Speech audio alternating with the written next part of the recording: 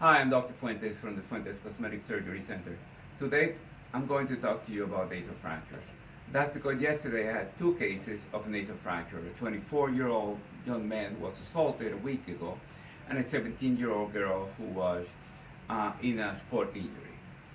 So the first thing I want you to see is that the nose has two parts. A skeletal part, meaning bone, and the other one, 2/3 of the nose is cartilage. So the cartilage part you will not see on a x-ray of the nose or even a CAT scan of the nose. So for me, the important thing is to see the patient preferably a week after the injury when the swelling has subsided.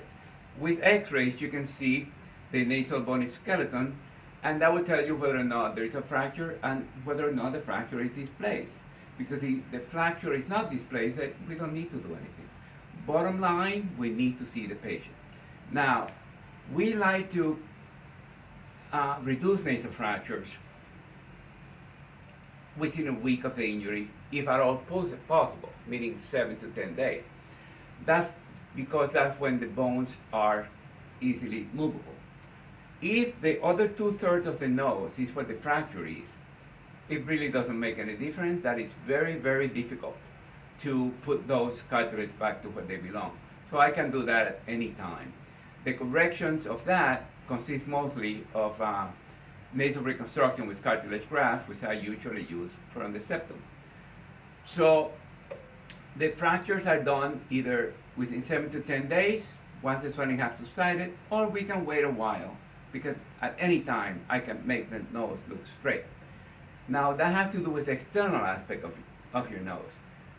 The internal aspect of your nose is a different story. That has to do with the septum. The septum separates one side of the other of the nose. Correction of that crooked septum means doing a different surgical procedure is where we eliminate some of that crooked septum. But I should bring to your attention that correction of the deviated septum alone will not improve your difficulty breathing through your nose. You need also correction of the turbinates. And the turbinates are these projections that come from the side of the nose that regulate the flow of the air and humidify the air. That is a different procedure that could be done concomitantly. So, but what I want you to know is that the correction of the septum alone will not solve the problem. As a matter of fact, 95% of the population has a deviated septum without trauma. So that's all I wanted you to know about nasal fractures.